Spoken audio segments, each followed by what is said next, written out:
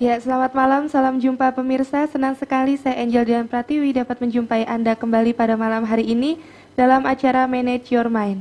Seperti biasanya selama 1 jam ke depan, kita akan membahas sebuah tema yang tentunya sangat menarik. Seperti pada malam hari ini tema Manage Your Mind adalah kemanakah kita setelah mati? Pastinya Anda ataupun saya pun juga pernah tersirat pikiran kemanakah kita nantinya kalau sudah meninggal atau sudah mati. Nah, untuk itu telah hadir narasumber pada malam hari ini di studio. Saya sangat bangga sekali karena baru pertama kali juga saya bisa berbincang langsung dengan Ibu Brenda Imaikrey. Selamat malam Ibu. Selamat malam Mbak Angel. Iya, apa Senang kabar sekali Ibu? ketemu. Senang Ibu ya. Iya, beliau ini adalah seorang certified clinical hypnotherapist, betul Ibu ya? Betul. Iya. Betul.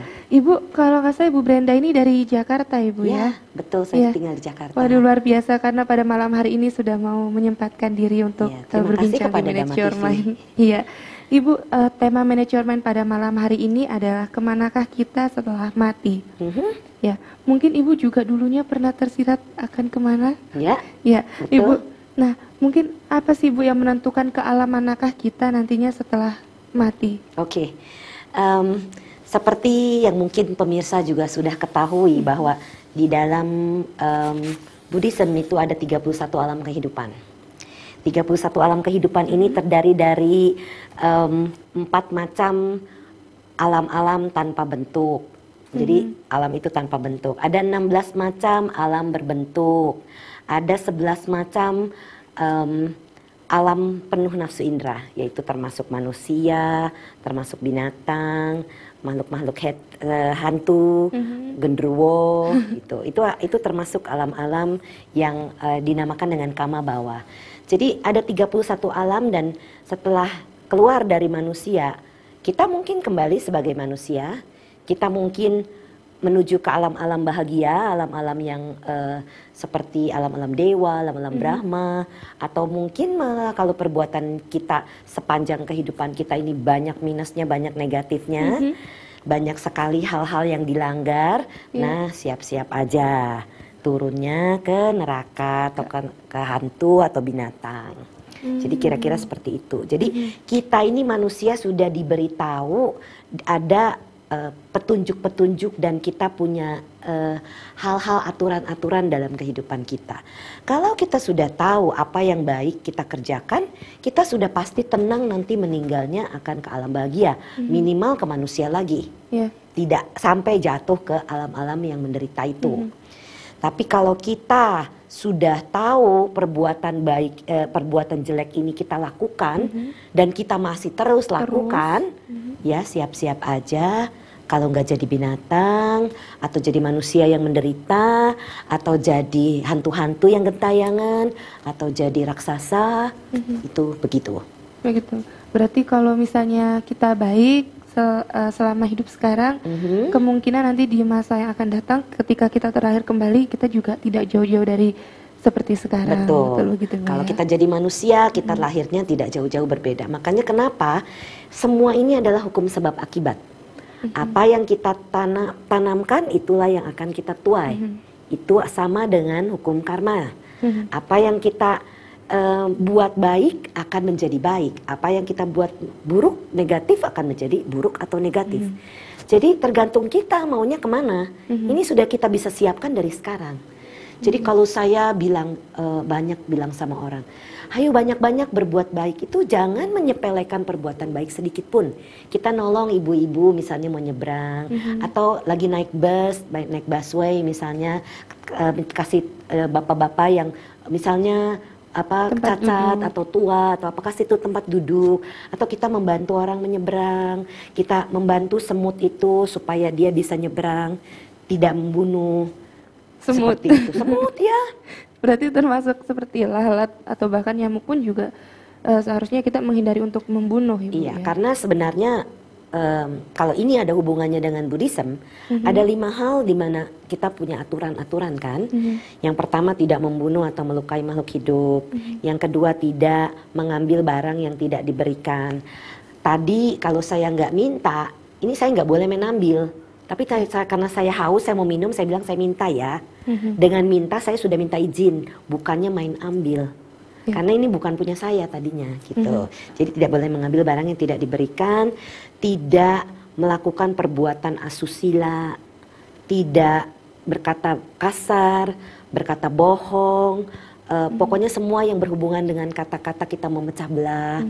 Dan yang terakhir adalah tidak menggunakan narkoba atau hal-hal yang menyebabkan lemahnya kewaspadaan kita. Jadi ini adalah aturan-aturan dalam kehidupan yang kalau kita lakukan, kita akan terjamin bisa menuju ke suatu kehidupan yang jauh lebih bahagia. Ya. Nah Ibu, apakah seseorang itu sebenarnya dapat mengetahui Bu, sebelum meninggal Ibu, sebelum mati, dapat mengetahui, oh saya nanti terlahir kembali nih sebagai apa gitu, atau di mana? Saat momen dia hampir meninggal, ini katanya. Saya juga belum pernah meninggal, jadi saya cuma bisa bilang katanya. Ya. Jadi kehidupan kita itu akan keluar seperti film. Jadi kita akan melihat sendiri apa yang kita sudah perbuat dalam kehidupan ini. Perbuatannya baik, keluarnya baik. Filmnya baik. Perbuatannya buruk, ya keluarnya buruk. Begitu pada saat di akhir kehidupan itu kita begitu takut atau apa, itu akan yang terbawa dalam ke alam berikutnya.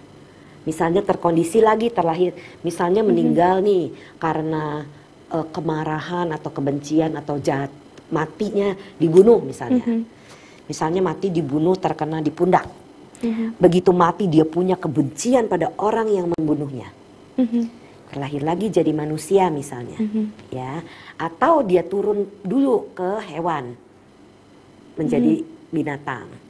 Kalau dia tidak jadi binatang, dia jadi manusia, dia hidup dalam kehidupan ini tidak ketemu penyakitnya, tetapi pundaknya tuh sakit. Sering seperti itu karena kemarahan, kebencian, dendam, sakit hati itu bisa menyerang anggota badan. Kalau diperiksa ke dokter tidak ada penyakitnya. Itu yang menyebabkan saya sering menemukan orang-orang seperti ini. Dari kemarahan-kemarahan itu makanya kita minimaliskan, usahakan untuk tidak mempunyai rasa benci, dendam, sakit hati, kemarahan apapun. Supaya kehidupan kita berikutnya baik. Kalau kita jadi manusia misalnya kita pemarah, muka kita jadi jelek gitu. Kalau kita banyak senyum, muka kita jadi cantik. Itu secara logika dan secara dibuktikan dalam kalau orang melihat, ini ada satu buku yang unik tentang yang namanya buku Born Again. Mungkin pernah baca atau pernah dengar. Nah itu menjelaskan kemiripan wajah dari satu kehidupan ke kehidupan lainnya. Bisa menjadi lebih cantik, lebih baik, atau bisa menjadi lebih buruk. Tetapi tidak beda jauh, raut-rautnya itu ada. Kalau dia perbuatannya baik waktu kehidupan itu, menjadi wajahnya ini semakin baik, semakin cantik. Tapi kalau pada saat kehidupan itu wajahnya itu buruk, maksudnya perbuatannya buruk, wajahnya dalam kehidupan berikutnya rautnya ada, mirip, tetapi jadi lebih jelek gitu. Iya. Nah kalau nggak salah juga karena Ibu tadi menyinggung masalah buku itu ya Bu ya. Nah itu juga ada terlahir kembalinya, misalkan saya perempuan sekarang, tapi nanti ketika saya terlahir kembali itu menjadi seorang laki-laki. Sangat mungkin. Seperti itu. Ya, tergantung dengan perbuatan kita. Dan apa, misalnya begini, makanya harus hati-hati dengan apa yang dikatakan. Kalau saya lahir nanti mau jadi laki-laki, misalnya punya keinginan seperti itu, atau tekad yang kuat, lahir lagi akan jadi laki-laki. Tapi kalau kita misalnya, kalau saya lahir jadi laki-laki mau tak bunuh kamu.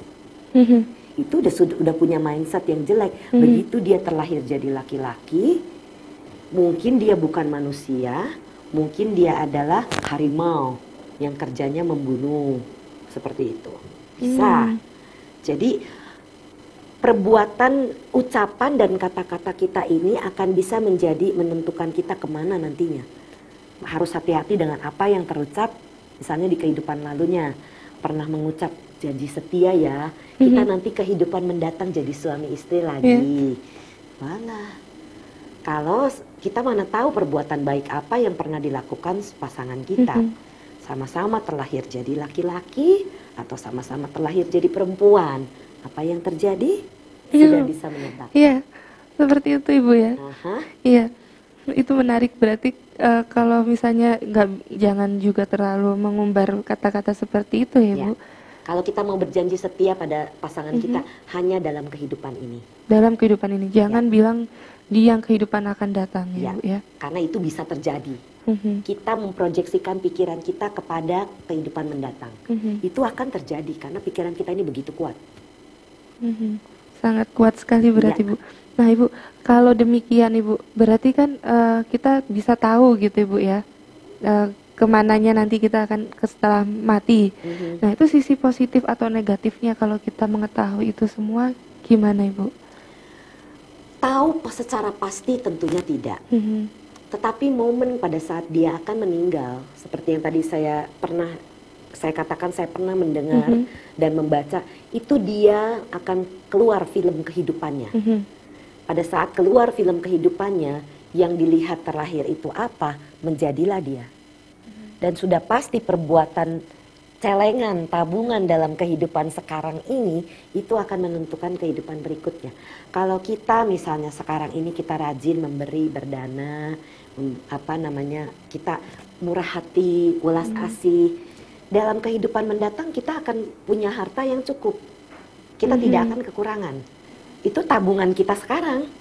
Makanya kenapa sedekah gitu kan, harus ada memberikan dana ini. Itu buat tabungan kita nantinya. Kalau dibilang di akhirat, akhirat itu yang menjadi tanda tanya besar, itulah di kehidupan mendatang kita. Kalau kita jadi manusia, kita jadi orang kaya. Itu menjelaskan kenapa dalam kehidupan ini ada orang kaya, terlahir jadi orang kaya atau terlahir jadi orang miskin. Iya, seperti itu, Bu. Ditahan dulu, Ibu. Ya, pemirsa, semakin menarik perbincangan pada malam hari ini, tapi jangan kemana-mana. Setelah pariwara yang berikut ini, kita akan segera kembali.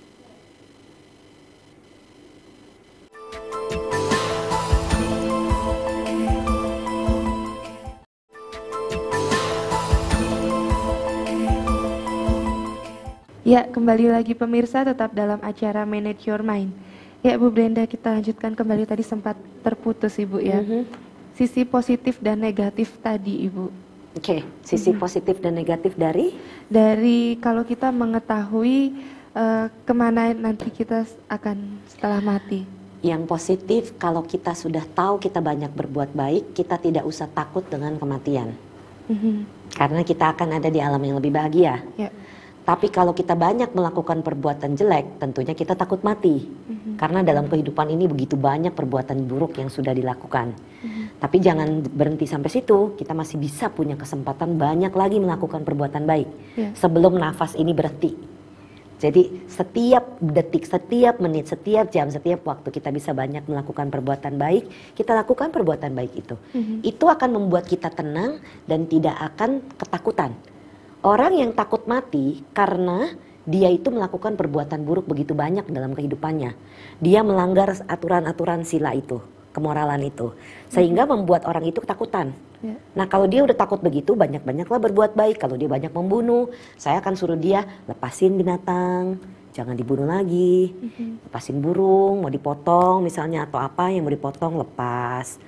Banyak-banyak menabung, memberikan pada yang membutuhkan, seperti itu. Banyak-banyak berdana, seperti itu. Nah, Ibu, apakah kita terlahir untuk menjadi lebih baik lagi di alam selanjutnya, atau seperti yang tadi dikatakan Ibu, kalau misalkan dari sekarang misalnya orang itu atau saya sudah berbuat banyak keburukan. Nah, ketika nanti saya terlahir kembali, apakah saya tidak bisa untuk merubahnya menjadi lebih baik, atau memang akan mengikuti agak buruk terus? Tergantung niat dan tujuan kita.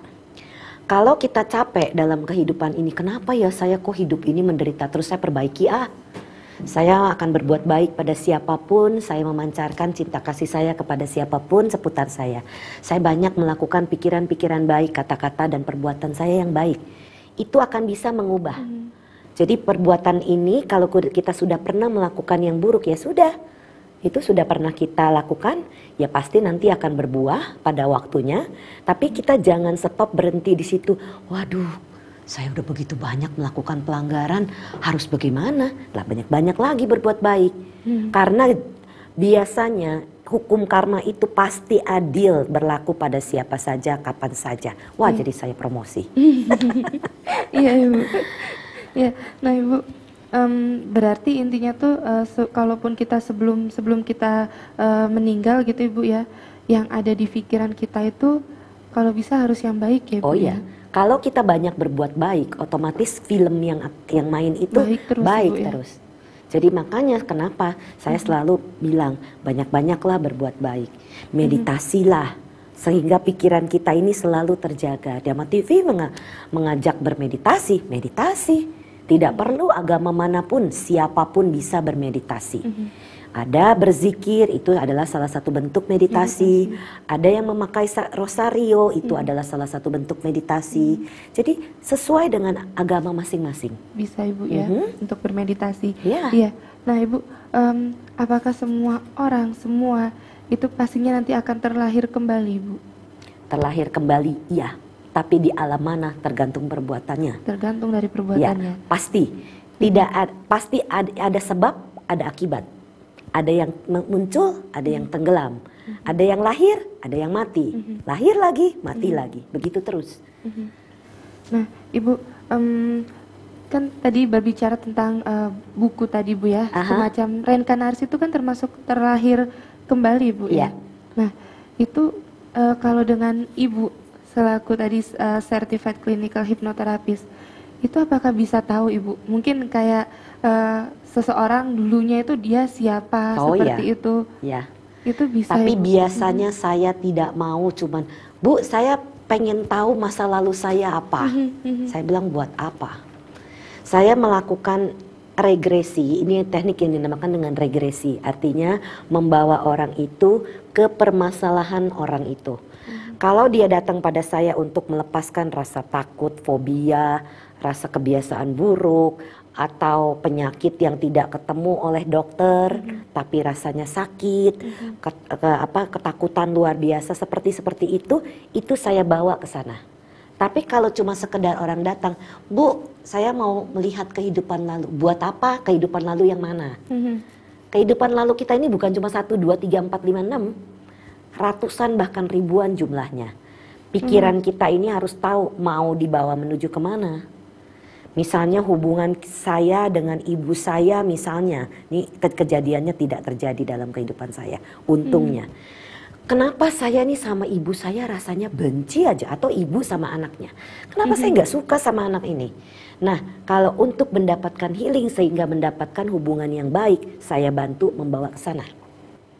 Itu akan mengerti, oh ternyata dulu dia adalah yang pernah menyakiti saya sehingga saya benci sama dia. Tapi setelah mengerti, perasaan itu berubah jadi sayang lagi sama anaknya. Itu untuk ke dalam pikirannya dia mengerti, setelah dibawa mengerti, dia akan bisa menerima sehingga perilakunya terhadap anaknya itu menjadi sayang. Atau dari anak terhadap orang tuanya. Mungkin pernah punya persepsi salah pada saat dia kecil. Itu akan saya lakukan regresi pula. Tapi regresi ini banyak macamnya. Ada regresi dalam kehidupan ini. Jadi umur-umur. Ada yang ke dalam kandungan. Ada yang ke dalam kehidupan lalu. Tergantung masalah orang itu begitu dibawa. Apa yang dia lihat atau rasakan itu. Seperti itu. Ibu, sisi positif dan negatifnya kalau kita tahu kehidupan di masa lampau Ibu. Oke. Positifnya seperti yang saya katakan, kalau untuk healing, penyembuhan pikiran dan badan, iya.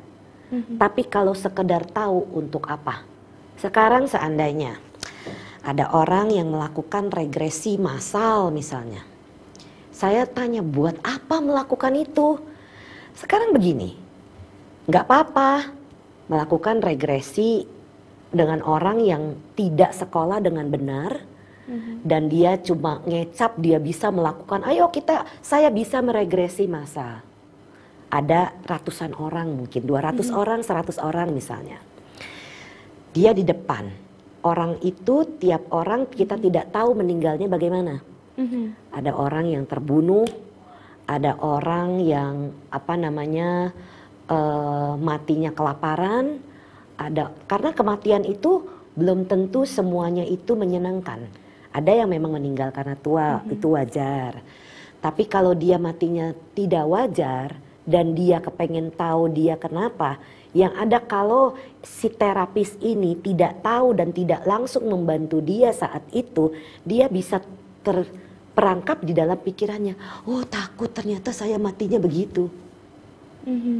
Nah, makanya kenapa saya menolak melakukan regresi massal. Karena saya punya perasaan ini adalah kode etik.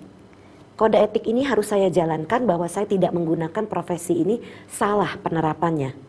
Karena mungkin aja uangnya jauh lebih besar. Misalnya saya bilang, ayo yang mau regresi massal datang sama saya 1 orang 100.000 aja.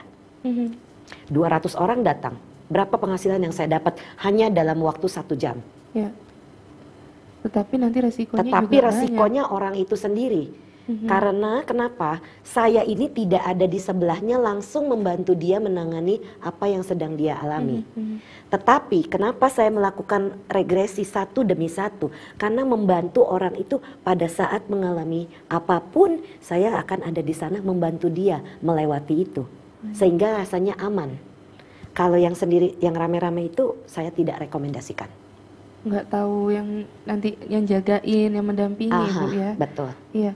Nah, Ibu, bagaimana dengan seorang anak yang baru terlahir kemudian mengalami kematian? Kan kadang ada ya Ibu ya, betul. Mungkin karena prematur atau seperti apa? Kadang-kadang begini, anak yang terlahir mengetahui bahwa kondisi badannya ini tidak sempurna. Satu, kemungkinan dia, karena begini, di dalam kandungan itu seorang bayi bisa merasakan perasaan ibu. Kalau ibunya ini hamilnya nelongso, sedih, kesel, jengkel, anak ini bisa merasakan. Jadi dia pikir, wah daripada saya hidup, kenapa saya mesti hidup menyusahkan ibu saya? Dia give up, lepas. Karma itu pendek. Karena memang karma anak itu dia banyak membunuh mungkin dalam kehidupan lalunya sehingga umurnya pendek. Dan ibunya pun harus melewati ini untuk mendapatkan kekuatan hati. Dan bukan tidak mungkin nanti anak itu misalnya dia terlahir kembali di alam bahagia, di alam-alam dewa atau alam-alam Brahma atau manapun. Kemudian pada saat berikutnya, beberapa tahun berikutnya ibunya mulai lagi. Dan dia ini masih nunggu, masih siap-siap. Mungkin aja dia bisa terlahir lagi. Kalau karmanya matching itu akan ketemu lagi. Dan itu sering sekali ditemukan. Ada satu buku yang dinamakan Return from Heaven, karangan Carol Bowen. Itu dia menjelaskan bagaimana anak-anak yang sudah meninggal, digugurkan atau keguguran atau seperti itu, mati muda, itu kembali lagi ke dalam keluarganya. Mungkin terlahir lagi sebagai anak dari orang tuanya atau keponakannya. Tapi dia bisa merasakan satu kedekatan. Itu yang menjelaskan kenapa kita rasanya kok deket ya sama ini gitu. Seperti itu. Ya. Oke, Ibu ditahan dulu Ibu. Oke. Nah, pemirsa pastinya juga udah sangat penasaran lagi tentang kelanjutan tadi nih Bu ya. Tapi jangan kemana-mana pemirsa, tetap saksikan Manage Your Mind setelah pariwara berikut ini.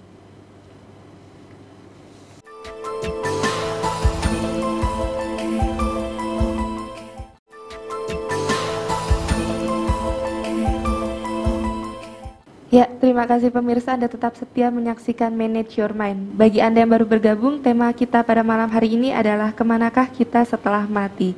Nah, Ibu Brenda, dilanjutkan kembali nih Bu. Tadi kan seperti itu Ibu ya. Nah, apakah pasti kalau anak yang baru lahir katanya kan belum berdosa Ibu ya? Tidak ada dosanya katanya Ibu. Nah, itu apakah nantinya akan masuk ke dalam, semuanya masuk ke dalam surga Ibu, yang mati-mati muda, anak-anak kecil? Tergantung karmanya. Karma apa yang dia perbuat sebelum terlahir menjadi bayi yang baru mati ini. Kalau dia banyak berbuat baik, dia akan terlahir otomatis di alam bahagia. Tapi karena rata-rata karena dia belum banyak melakukan perbuatan buruk pada saat dia lahir, rata-rata dia memang ke alam-alam bahagia, alam-alam dewa, alam-alam Brahma. Seperti itu. Atau menjadi malaikat lah istilahnya ya. Itu sangat mungkin. Karena dia belum melakukan perbuatan buruk. Tapi kalau dia dalam kehidupan ini sudah banyak melakukan perbuatan-perbuatan buruk, itu akan jatuh ke dalam alam-alam menderita. Seperti yang tadi kita sudah diskusikan. Nah, Ibu, apakah yang harus kita lakukan agar tidak terlahir kembali? Yang kita lakukan untuk tidak terlahir kembali, meditasi. Cuma dengan meditasilah kita akan mencapai jalan kesucian, sehingga jalan kesucian ini ada 4 hal. Ada satu tingkatan yang dinamakan dia terjamin akan terlahir menjadi manusia sebanyaknya paling banyak 7 kali. Tapi dia tidak akan jatuh ke alam-alam menderita. Itu dia akan jadi manusia selama itu. Yang tingkat kesucian kedua, dia masih akan terlahir paling banyak 3 kali. Yang tingkat kesucian ketiga, dia tidak akan terlahir di alam manusia, tapi dia terlahir di alam Brahma. Karmanya selesai, dia masuk menjadi arahat. Itu tidak akan terlahir kembali kemanapun. Karena penderitaan-penderitaan itu, kehidupan adalah membuat begini. Jadi kehidupan ini atau hidup misalnya merasakan penderitaan, dan kita kalau melihat kalau jadi binatang itu juga menderita. Kalau jadi orang yang tidak punya apa-apa, yang begitu sulit kehidupannya, begitu menderita, Ethiopia contohnya. Betapa menderitanya mereka. Nah, kalau hidup seperti itu buat apa? Iya kan? Kalau kita maunya hidup ini kondisinya dalam kondisi yang menyenangkan, kita cukup makan, cukup pakai, kita bisa melakukan banyak perbuatan baik. Itulah kehidupan yang berkualitas. Jangan punya kehidupan yang tidak ada kualitasnya. Jadi kita bisa melakukannya dengan meditasi. Dan kalau mau melakukan jalan-jalan kesucian itu ya harus meditasi dengan bimbingan seorang guru meditasi yang benar bisa membawa menuju ke sana. Dalam arti mungkin para biku atau siapa yang bisa membantu untuk menuju ke sana. Bisa itu melepaskan. Seperti itu. Berarti lewat meditasi, Ibu ya? Hanya dengan meditasi. Hanya dengan meditasi. Nah, Ibu, ini pertanyaan dari saya sendiri, Bu. Apakah mungkin misalkan seperti saya ini sekarang berada di sini, tetapi dulunya saya sudah pernah terlahir kembali, Bu? Sudah pernah terlahir, Ibu? Mungkin, sangat mungkin. Sangat mungkin. Ya. Sekarang begini deh, contoh bahwa kita pernah terlahir adalah déjà vu. Pernah mendengar itu? Pernah. Déjà vu itu adalah ingatan kita pada seseorang. Rasanya orang ini belum bikin salah apa-apa sama kita, kok rasanya benci bukan main, kesel, dongkol aja bawaannya. Karena orang itu pernah menyakiti kita sebelumnya.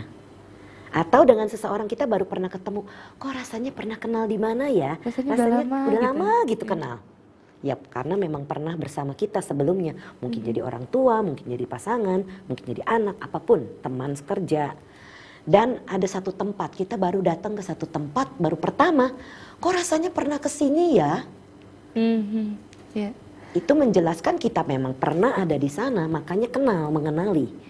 Dan déjà vu situasi di mana seandainya kita lagi ngobrol-ngobrol, kok kayaknya kita pernah ya merasakan ngomongnya nih begini gitu. Itu yang dinamakan dengan déjà vu situasi. Memori kita ini menyimpan semuanya. Jadi pada saat itu terjadi, triggernya keluar, pemicunya keluar. Dan itu yang menyebabkan, oh oke, mengerti. Jadi kita lahir ini ke dunia bukan kebetulan. Tetapi ada sebab, ada akibat. Iya. Nah, Ibu, bisakah seseorang berbicara dengan dirinya yang berada di masa lalu atau di alam lain, Ibu? Maksudnya? Bisakah, misalkan saya, Ibu ya, berbicara dengan diri saya yang berada di masa lalu atau di alam lain? Mestinya tidak. Tidak, Ibu. Karena kesadaran ini pindah dari, ini bukan jiwa ya. Ini ada pengertian, dua pengertian antara reinkarnasi dan tumimba lahir. Reinkarnasi itu kepercayaan di mana adanya satu jiwa. Seperti orang-orang Hindu, itu ada jiwa di sana, ada soul. Jadi jiwa ini yang pindah dari satu kehidupan ke kehidupan lain. Sedangkan istilah di dalam Buddhism adalah tumimba lahir, yaitu adanya energi, kesadaran yang berpindah dari satu kehidupan ke kehidupan berikutnya, ke kehidupan berikutnya, ke kehidupan berikutnya. Tidak sama pengertian itu, karena ini adalah energi yang berpindah-pindah ini, dan ini energi ini tidak kekal.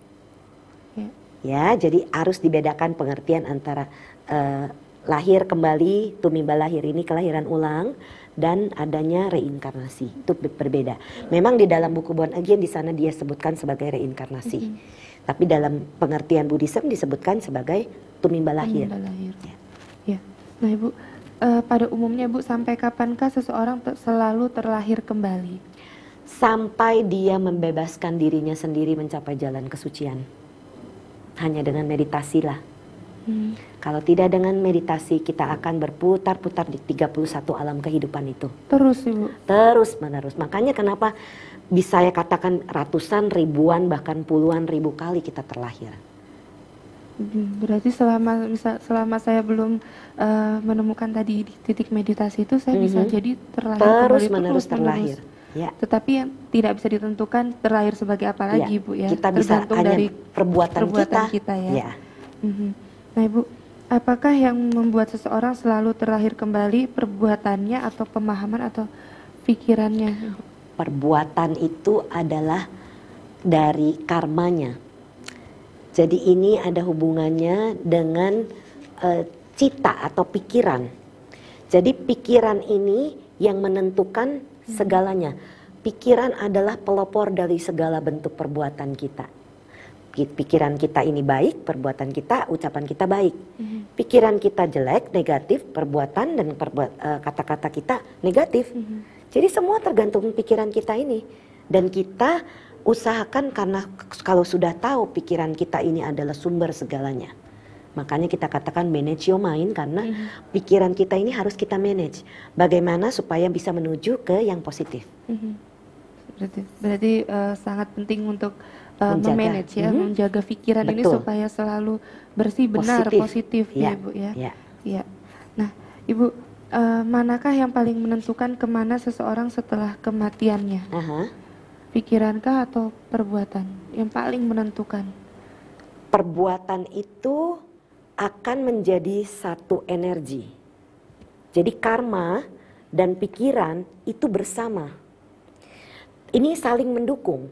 Karena tidak mungkin, karena gini, pikiran ini yang menjadikan perbuatan kan. Nah, sedangkan perbuatan kalau sudah melakukan sesuatu itu terekam di dalam pikiran. Jadi ini dua-duanya berkaitan sangat erat. Jadi pikiran dan karma ini bersatu untuk menentukan kemana kita terlahir. Jadi tidak bisa misalnya kita berbuat, kita sekarang berbuat jahat aja yang banyak gitu.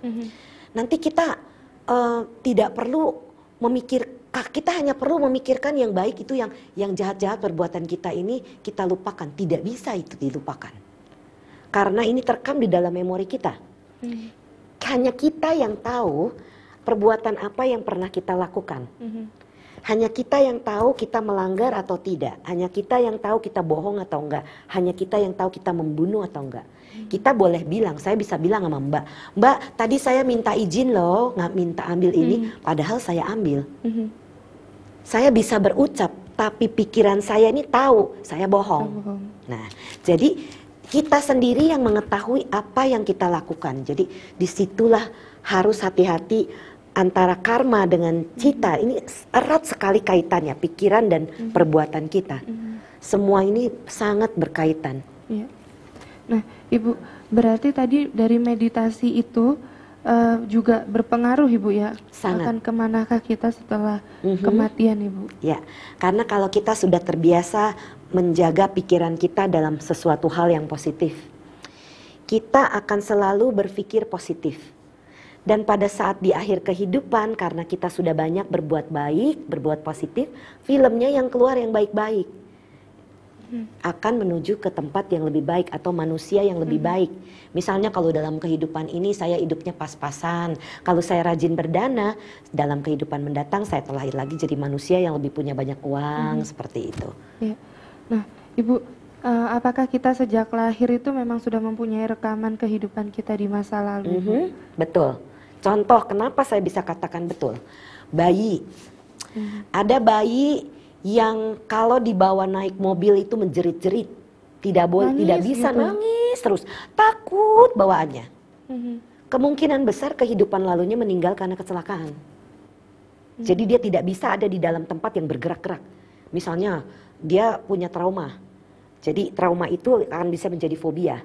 Jadi misalnya bayi ini makin lama makin besar, dia tiba-tiba mau naik pesawat ini gemeteran, takut gak bisa naik pesawat. Kenapa? Ya pernah kecelakaan. Kecelakaannya apakah sama juga kecelakaan pesawat gitu Ibu? Mungkin kecelakaan pesawat atau kecelakaan sesuatu alat transportasi. Misalnya kalau zaman dulu tidak ada pesawat, kemungkinan dia jatuh dari kereta. Karena ada pergerakan-pergerakan itu pada saat turbulence di pesawat, bergerak-bergerak itu membuat dia ketakutan. Karena memang pernah meninggalnya seperti itu, kecelakaan. Itu yang menjelaskan kenapa anak kecil ini masih punya memori yang pure, yang murni. Jadi dia ada masa-masa di mana banyak sekali hal yang aneh kalau diperhatikan. Misalnya anak kecil itu kok punya kecenderungan suka bermain kapal-kapalan, misalnya pesawat terbang. Ada ini cerita nyata ini. Sudah ada di YouTube kalau saya tidak salah. Dia itu ternyata anak kecil itu dia senang sekali dengan pesawat terbang. Ternyata dia bilang, "Papa, saya pernah nerbangin ini, saya matinya di sini, pesawat saya seperti ini, kokpitnya seperti ini." Dan dia cari, bapaknya ini penasaran, dicari, bener ada. Dan begitu dia melihat saya jadi merinding nih. Begitu dia melihat dibawa anak itu ke tempat lokasi, "Iya Pak, saya mati di situ." Dan begitu ditelusuri pesawat apa yang jatuh di sana dan ditelusuri, ternyata benar deskripsi jelas seperti yang digambarkan si anak kecil itu. Jadi dia sudah membawa memori itu dari sejak lahir. Begitu Ibu ya. Berarti cara kalau misalnya yang tidak tahu atau semuanya pasti tahu Ibu. Kalau misalnya tidak tahu, bagaimana cara membukanya Ibu? Cara kita mengetahui itu? Kadang-kadang anak kecil kalau lagi main ini kan udah rileks, kita bisa, "Kamu kenapa takut dengan itu?" Atau dia lagi diam-diam, dia bisa ngomong, dia bisa lagi main, jatuh. "Aku dulu matinya jatuh loh Ma." Bisa bilang begitu tiba-tiba. Ini secara dia tidak tidak ditanya secara langsung. Tapi kalau kita ditanya, nggak tahu. Tapi kalau dia lagi ngomong, lagi main-main sendiri, dia bisa cerita sambilan. Dan kalau sudah besar, kadang-kadang sering-sering memorinya itu hilang. Dan kadang-kadang kejadian masa lalu itu bisa keluar lewat mimpi. Karena mimpi itu ada di dalam level alpha theta dan memori itu keluar di situ. Jadi kita sering mimpi buruk, mungkin karena meninggalnya kenapa sebelumnya. Iya, sebentar Ibu, pariwara lagi. Oke. Ya, nama pemirsa, pastinya Anda juga sangat tertarik sekali ya tentang tadi mimpi buruk seperti itu ya Ibu ya.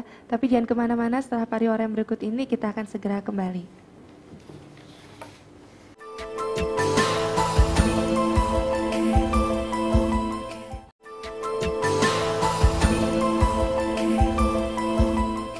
Ya, terima kasih pemirsa, kembali lagi dalam acara Manage Your Mind. Ya Ibu, tadi anak kecil ya Bu ya bisa sambil ditanyakan, tetapi apakah boleh Bu, misalkan nanti saya ketika punya anak Ibu, terus saya iseng gitu Ibu, pas anak saya lagi asik main saya tanya gitu, "Kenapa nak kok kamu seperti itu?" Apakah boleh Ibu? Kayak Bisa gitu? aja. Nggak apa-apa Ibu ya? Nggak apa-apa. Ya, sekedar kalau iseng-iseng. anaknya mau jawab, dia bisa jawab, keluar dari memorinya. Bisa keluar dari memorinya.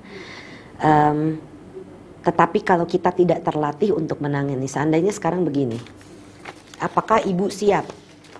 Mbak siap, misalnya dia lagi main-main begini, tiba-tiba dia nangis, ketakutan. Gimana cara menanganinya? Kan nggak tahu. Oh iya. Jadi jangan dikorek-korek kalau memang kalau nggak tahu bagaimana caranya. Kalau dia tiba-tiba bilang begitu dan dia nangis, dia perlu dipeluk. Dia perlu dipeluk sehingga merasakan rasa aman buat dia. "Nak, kamu ini sekarang anak mama, mama sayang sama kamu. Kamu anak papa, papa sayang sama kamu. Ya, tenang ya nak, kamu selamat di sini, aman di sini." Dengan menenangkan seperti itu, dia akan bisa merasakan ketenangan. Jadi kita ingatkan kembali bahwa dia ini sekarang adalah anaknya papa dan bapak dan ibunya, papa dan mamanya ini. Jadi bukan lagi yang dulu. Karena kalau tidak, anak itu nangis kita biarinin, kadang-kadang ada orang tua, ngaco aja, ngawur aja, ngomong sembarangan. Belum tentu dia ngomong sembarangan, bisa jadi dia cerita yang sebenarnya. Tetapi karena orang tua brush it off, dicuekin gitu ya, tidak dibantu anak itu bisa dia membuat makin ketakutan misalnya. Sehingga pada saat dia nanti mau naik pesawat terbang atau dia ada dalam ketinggian, dia takut. Nggak ngerti kenapa penyebabnya, ya ternyata dari masa lalunya. Ya Ibu, nah Ibu, apakah seseorang selalu berbuat baik selalu pasti akan masuk ke alam surga Ibu? Tergantung perbuatan baiknya, tergantung berapa banyak perbuatan baiknya. Alam surga ini seperti yang saya katakan tadi, ada banyak sekali alam-alam surga. Jadi alam-alam dewa dan alam-alam Brahma. Itu ada 4 macam arupa loka, alam tanpa bentuk. Dihuni oleh makhluk-makhluk yang mempunyai arupa jana. Ada 16 macam rupa loka, alam yang berbentuk. Jadi ada alam yang tidak berbentuk, ada yang berbentuk. Jadi termasuk beberapanya adalah alam-alam ini di mana ada bentuk-bentukan. Jadi ada sayapnya kalau ada malaikat seperti itu. Ada rupanya yang seperti selendang, seperti apa. Nah itu ada yang berbentuk, ada tidak berbentuk. Tergantung berapa banyak. Kalau cuman dalam kehidupan misalnya umur saya 40-an sekarang. 30 tahun pertama kehidupan saya itu saya banyak berlaku buruk. Cuma dalam 10 tahun terakhir saya banyak melakukan perbuatan baik. Tidak habis, yang 10 tahun ini bisa menetralisir tapi tidak bisa melepaskan perbuatan buruk yang pernah dilakukan. Jadi sekarang nih orang-orang tua sarankan anak-anaknya ini banyak berbuat baik, menolong sesama, menyayangi sesama. Karena semua agama mengajarkan hal yang sama. Jadi itu penting untuk ditanamkan sejak kecil. Banyak-banyak berbuat baik. Kalau temannya kesusahan, kalau kamu bisa bantu, kamu bantu. Jangan menjatuhkan orang kalau dia misalnya orang miskin, orang susah. Kalau kita bisa bantu, kita bantu. Kalau kamu misalnya punya roti 1, kamu bagi separuh ke dia. Itu namanya mengajak dia berbagi. Dengan dia berbagi, itu akan dia terbiasa, akan rajin berdana nantinya. Itu membawa kualitas baik untuk dia loh. Jadi membiasakan anak kecil itu kita bawa untuk melakukan hal-hal yang baik. Jadi kalau kita misalnya ke kebun binatang, kita lihat, nah binatang itu juga punya kehidupannya, jangan disiksa, jangan dimatiin, jangan dipukul. Kan ada tuh anak yang seneng menyiksa, jangan. Itu nanti bisa berakibat dia umur pendek atau dia penyakitan. Ada sebab akibat itu, hasilnya ada. Berarti seram sekali Bu ya. Bukan untuk menakutkan, tetapi kalau kita hidup di dalam pagar-pagar landasan kemoralan kita aman, kita tidak akan takut. Kita tidak akan takut mati, kita akan merasakan ketenangan dalam kehidupan ini. Kita banyak berbuat baik. Kemana kita mesti takut, kemana kita pergi? Karena kita sudah tahu kita tidak akan jatuh di alam-alam menderita. Nah Ibu, apakah seseorang yang sekarang ini atau yang telah berada di alam surga dapat terlahir kembali di alam manusia Ibu? Bisa, sering. Saya sering ketemu klien yang terlahir dari alam-alam dewa, alam-alam Brahma. Karmanya sudah selesai di sana, lahir pula sesuai dengan karma berikutnya jadi manusia. Itu menjelaskan nih, kalau Mbak penasaran melihat contohnya, di luaran tuh banyak ceritanya orang berperilaku seperti binatang misalnya. Lah ya kehidupan lalunya memang binatang. Beruntung aja dia masih punya karma baik terlahir jadi manusia. Karena cuma dalam kehidupan manusia ini kita bisa melakukan perbuatan baik. Di alam-alam itu tidak bisa. Binatang jarang sekali yang bisa berbuat baik, kecuali anjing. Rata-rata cuma anjing yang bisa menolong misalnya manusia. Dia bisa, kalau dia dilatih, dia bisa membantu kita. Betul. Pernah melihat anjing bawain koran, bantuin orang nyebrang yang buta seperti itu. Itu dia melakukan perbuatan baik. Dia melakukan perbuatan baik, dia lahir lagi nanti jadi manusia.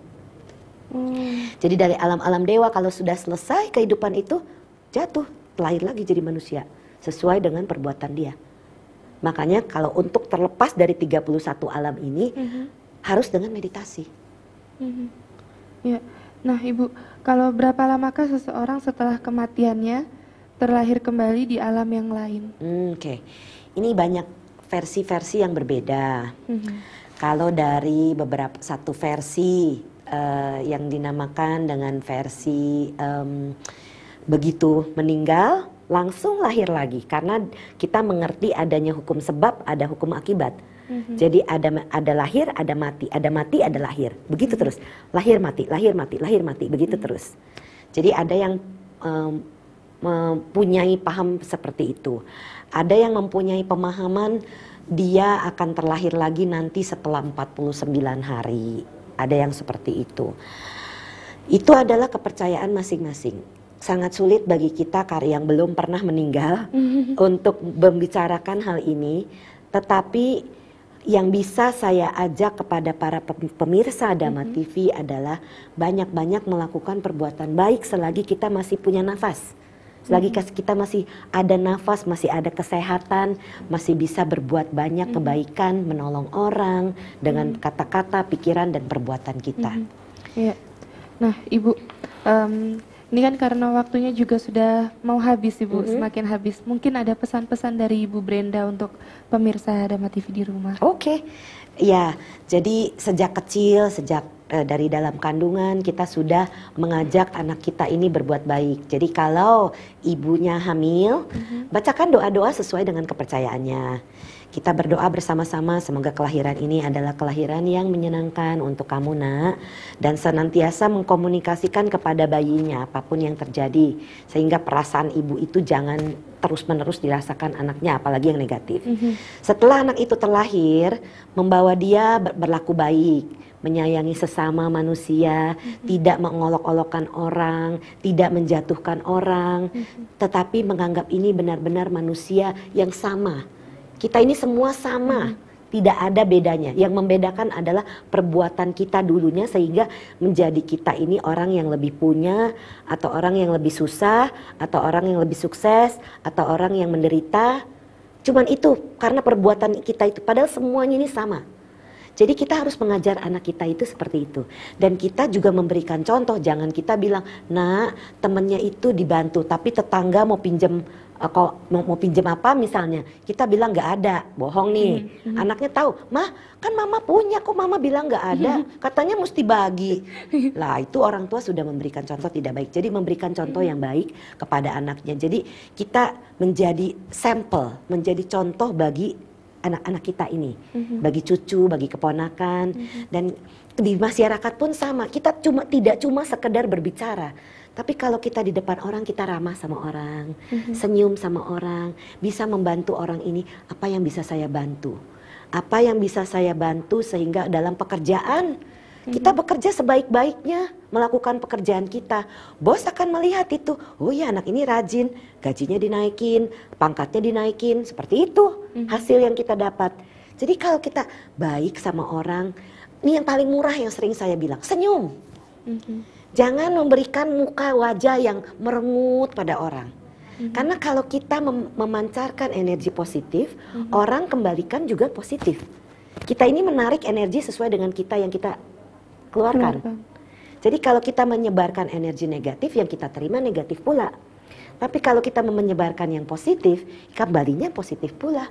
Coba saya kalau senyum sama Mbak, masa Mbak nggak mau senyum sama saya? Iya kan? Pastinya senyum. Iya, pastinya senyum. Jadi begitu, itu yang paling gampang. Jadi ajak anak-anak kita ini berlaku ramah, baik pada siapapun seputar kita.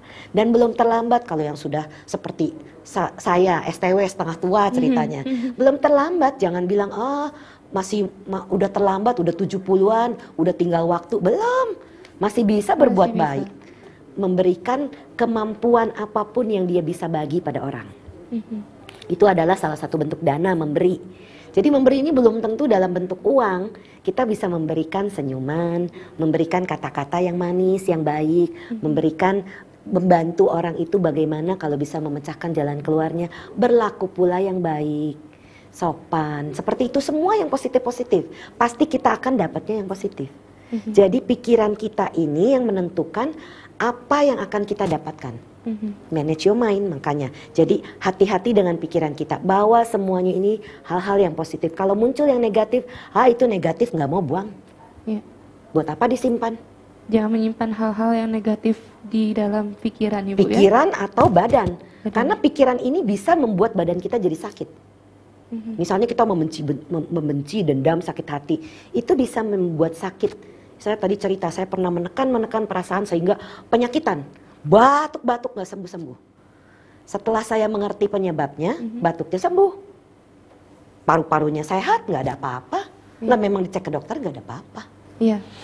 Jadi berlakulah berkata-kata, pikiran yang baik. Iya. Sehingga kehidupan kita menjadi lebih baik. Ya, terima kasih Bu Brenda. Sama-sama. Karena pada malam hari ini sudah banyak memberikan pengetahuan sekali Ibu tentang mulai dari kelahiran dan kematian juga Ibu ya. Ya, mudah-mudahan harapan saya bisa bertemu lagi dengan Ibu Brenda di episode selanjutnya. Oke. Terima kasih Bu. Iya, sama-sama. Ya, pemirsa, karena waktu juga yang harus disudahi pada malam hari ini, akhirnya saya Angel Dian Pratiwi dan segenap kru Dama TV yang bertugas mengucapkan terima kasih atas perhatian Anda, dan jangan lupa saksikan terus Manage Your Mind setiap hari Selasa pukul 7 sampai dengan 8 malam. Akhirnya, mind is not everything but everything is from mind, so manage your mind. Sabe Sata Bhavantu Sukhitata. Semoga semua makhluk berbahagia.